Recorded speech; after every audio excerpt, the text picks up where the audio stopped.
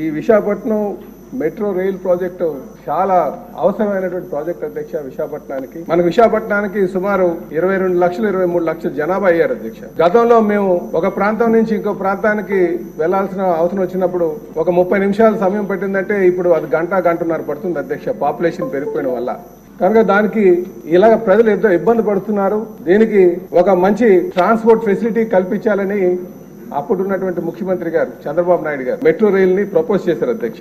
కానీ ఆ ప్రపోజ్ చేసినటువంటి ప్రాజెక్ట్ ఏదైతే ఉందో ఆ మధ్యకాలంలో ప్రపోజ్ చేసింది 2019 నుంచి 24 వరకు ఒక అడుగు కూడా ముందుకు వెళ్ళే. అప్పట్లోనే అనకాపల్లి, భీమిలి మున్సిపాలిటీస్ కూడా అక్కడ జనాభా సరిపోదు కాబట్టి 20 లక్షల పైబడి జనాభా ఉన్న వాళ్ళకే మెట్రో రావాలని ఆ రోజు అనకాపల్లి భీమిలి మున్సిపాలిటీ కూడా మెర్జ్ చేయడం జరిగింది అధ్యక్ష, గ్రేటర్ విశాఖలో. దాని తర్వాత 2009 నుంచి ఇప్పటివరకు 15 సంవత్సరాలు అయింది. ప్రపోజల్ దగ్గర ఉంది. దురదృష్టం వేరే కారణాల వల్ల అది పూర్తి కాలేదు. ఇప్పటికైనా సరే ఇది పూర్తయితే పెరుగుతున్నటువంటి నగరానికి విఎంఆర్డీఏ పరిధి ఎట్లా పెంచారో ఈ మెట్రో రైల్ పరిధి కూడా పెంచాల్సినటువంటి అవసరం ఎంతైనా ఉంది అధ్యక్ష. మెట్రో గురించి అనకాపల్లి మున్సిపాలిటీ విశాఖపట్నంలో రావడం జరిగింది.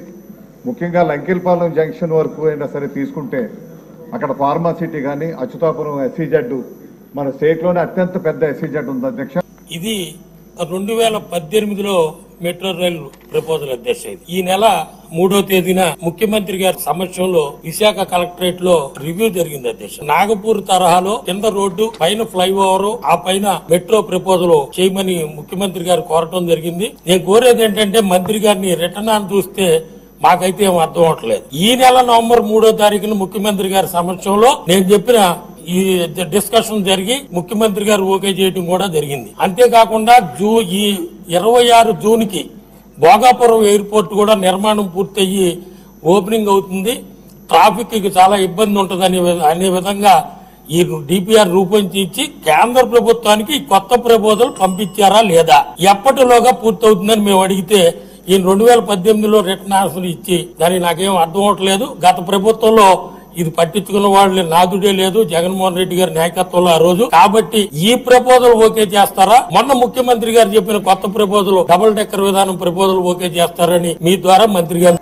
ఇప్పటికే దేశంలో 100% కేంద్రమే భరించే విధంగా వచ్చేటువంటి ఒక మోడల్ 3-4 మోడల్స్ ఉన్నాయి అధ్యక్ష. అందులో కలకటాలో వెస్ట్ బెంగాల్ ఏదైతే ఈ రోజు మెట్రో ఉందో పూర్తిగా కేంద్రమే భరించేటట్టు ఉంది. మరి ఆ రకమైనటువంటి ప్రతిపాదన కేంద్రానికి పంపించారా, లేకపోతే ఏదైతే వైబిలిటీ గ్యాప్ ఫండింగ్ ఒక 40% కేంద్రం ఇచ్చేటువంటి అదే విధంగా ప్రైవేట్ పార్ట్నర్షిప్ తో చేసేటువంటి ప్రతిపాదన, ఈ రెండింటిలో చూసినప్పుడు అధ్యక్ష ఏదైనా ఒకవేళ కేంద్రం నుంచి పూర్తి సహకారం అందించేది, ఎందుకంటే రీఆర్గనైజేషన్ లో కూడా ఉంది అధ్యక్ష, రీఆర్గనైజేషన్ లో కూడా ఉంది మనకి రావాల్సింది. కాబట్టి ప్రత్యేకంగా కేంద్రం నుంచి 100% ఈ మెట్రో రైల్ ప్రాజెక్టుకి అనుమతులు కనుక తీసుకొని రాగలిగితే తప్పనిసరిగా ఇది గ్రౌండ్ అవుతుంది అనేటువంటి నమ్మకం కలుగుతుంది. ఏదైతే ఫస్ట్ ఫేజ్ ఉందో అది కేవలము కొమ్మాది వరకునే ఉంది అధ్యక్ష. ఇంకొక 6 కిలోమీటర్లు కనుక పెంచితే అక్కడేమి మనకి ల్యాండ్ ఎక్విజిషన్ లేదు, ఏ విధమైన ఇబ్బందులు లేవు అధ్యక్ష. ప్లేన్ ఏరియా అది కనుక 6 కిలోమీటర్స్ పెంచి గంభీరం జంక్షన్ వరకు కనుక తీసుకుని వస్తే అధ్యక్ష అక్కడ ఐఐఎం ఉంది అధ్యక్ష, సమీర్ ఉంది అధ్యక్ష, అక్కడ ఇండస్ట్రియల్ ఎస్టేట్ ఉంది, అక్కడ తర్వాత ఐటీ పార్క్ ఉంది అధ్యక్ష. తర్వాత మీకు కూడా తెలుసు అధ్యక్ష అది భీమునిపట్నం వెళ్ళడానికి కూడా చాలా కన్వీనియంట్. సో ఫస్ట్ ఫేజ్ కింద దాని వరకు తీసుకుని ఎట్లాగే గణబాబు గారు చెప్పారు కేంద్రం అనేది ఇప్పుడు రాష్ట్రానికి కేంద్ర ప్రభుత్వము చేస్తున్న సహాయ సహకారాలు మీకు అందరికీ తెలుసు అధ్యక్ష. తప్పనిసరిగా కేంద్ర ప్రభుత్వాన్ని మనం కోరవలసిన అవసరం ఉంది. ఎందుకంటే 20 సంవత్సరాలు 30 సంవత్సరాలు వెనక్కి నెట్టేసిన ఘనత మన జగన్మోహన్ రెడ్డి గారి ప్రభుత్వానికి వస్తుంది అధ్యక్ష. కాబట్టి కేంద్ర ప్రభుత్వ సహాయ సహకారాలు తీసుకుని ఈ metro project Bharatiya Janata party తరఫున మేము కూడా అడుగుతున్నాం. కాబట్టి మంత్రివర్యుల్ని ఆ కొమ్మది వరకు ఫస్ట్ ఫేజ్ కింద తీసుకురావాల్సిందిగా యాక్ట్లోని 13వ షెడ్యూల్ ఐటమ్ 12 ప్రకారం ఫీజిబుల్ రిపోర్ట్ తయారు చేసి ఈ యొక్క విజయవాడ విశాఖపట్నంకి మెట్రో రైలు ఇవ్వమని యాక్చువల్ గా చేయడం జరిగింది అధ్యక్ష. అయితే ఆ రోజు ఉన్న టీడీపీ ప్రభుత్వం టెండర్స్ కాల్ఫార్ చేసింది 2019 ఏప్రిల్, బిడ్స్ కూడా వచ్చినాయి. అయితే 2019 డిసెంబర్ గత ప్రభుత్వం వైసీపీ ప్రభుత్వం ఆ టెండర్లు క్యాన్సిల్ చేసింది అధ్యక్ష. అదే ఆ టెండర్ కానీ కంటిన్యూ చేస్తుంటే వరకు విశాఖపట్నానికి విజయవాడకి మెట్రో రైలు వచ్చిండేది.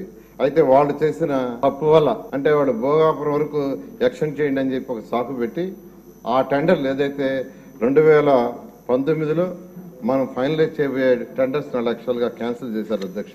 అయితే 3/6/2024 మళ్ళా గవర్నమెంట్ ఆఫ్ ఇండియా కొన్ని క్లారిఫికేషన్ జరిగింది. ఆ క్లారిఫికేషన్ అన్నిటికంటే ముఖ్యమైనది ఏంటంటే 2018లో అప్పుడు చేసిన డిపిఆర్ 5 సంవత్సరాలు దాటిపోయింది కాబట్టి మళ్ళా డిపిఆర్ తయారు కాంప్రహెన్సివ్ మొబిలిటీ ప్లాన్ తయారు చేయించమని మళ్ళా గవర్నమెంట్ ఆఫ్ ఆంధ్రప్రదేశ్ ఆ రోజు యాక్చువల్ లెటర్ రాయటం. అయితే ఈ ప్రభుత్వం వచ్చిన తర్వాత ఎన్డీఏ ప్రభుత్వం 11/8/2024లో 2 ఫేజుల్లో ఈ యొక్క ప్రాజెక్టు కంప్లీట్ చేస్తామని ఫేజ్ 1 46.23 కిలోమీటర్లు, ఫేజ్ 2 30.67 కిలోమీటర్లు, అది కూడా కలకటా మోడల్లో. కలకటాలో 100% యాక్చువల్గా గవర్నమెంట్ ఆఫ్ ఇండియా రైల్వే వాళ్ళు ఆ ప్రాజెక్ట్ టేకప్ చేశారు. ఆ మోడల్లో చేస్తారు నిర్ణయించడం. దానికి సంబంధించి నేను పోయి యాక్చువల్ కన్సర్న్ మంత్రి గారికి యాక్చువల్ రిప్రజెంటేషన్ ఇవ్వడం జరిగింది. ముఖ్యమంత్రి గారు కూడా ఒక 15 రోజుల క్రితం ప్రైమ్ మినిస్టర్ గారికి లెటర్ రాశారు అధ్యక్ష. ఇందులో ఫేజ్ 1లో కారిడార్ 1 స్టీల్ ప్లాంట్ నుంచి కొమ్మాడి వరకు 34.4 కిలోమీటర్లు, 29 స్టేషన్స్. కారిడార్ 2 గురుద్వారా నుంచి ఓల్డ్ పోస్ట్ ఆఫీస్ వరకు 5.07 కిలోమీటర్లు, అది 6 స్టేషన్స్. కారిడార్ 3 తాడిచెర్లపాలెం నుంచి చిన్నవాల్టేరు వరకు 6.75 కిలోమీటర్స్, 7 స్టేషన్స్. మొత్తం వెరిసి 46.23 కిలోమీటర్లు, 42 స్టేషన్స్, 11,495 కోట్లతో యాక్చువల్గా ఇది ఎస్టిమేషన్ చేపట్టింది అధ్యక్ష. అయితే ఫేజ్ 2 కొమ్మాడు నుంచి భోగాపురం ఎయిర్పోర్ట్ వరకు 30.67 కిలోమీటర్లు, 12 స్టేషన్స్. మొత్తం కలిస్తే 76.9 కిలోమీటర్లు. అయితే ఫస్ట్ ఫేజ్ యాక్చువల్గా చేసి తర్వాత సెకండ్ ఫేజ్ పోతామని, ఎందుకంటే ఇండియాలో ఎక్కడ చేసినా వాళ్ళు ఫేజ్ 1 ఫేజ్ 2 లెక్కన చేశారు. అవన్నీ కూడా స్టడీ చేశాము. దాని మీద ఫేజ్ 1 యాక్చువల్గా శాంక్షన్ చేయమని కేంద్ర ప్రభుత్వాన్ని అడగటం జరిగింది అధ్యక్ష.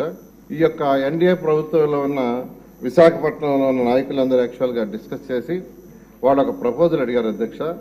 ఏదైతే ఇప్పుడు యాక్చువల్గా ఈ మెట్రో లైన్ పోతుందో అక్కడ ఎక్కువ జంక్షన్స్ వస్తున్నాయి, క్రాసింగ్స్ వస్తున్నాయి.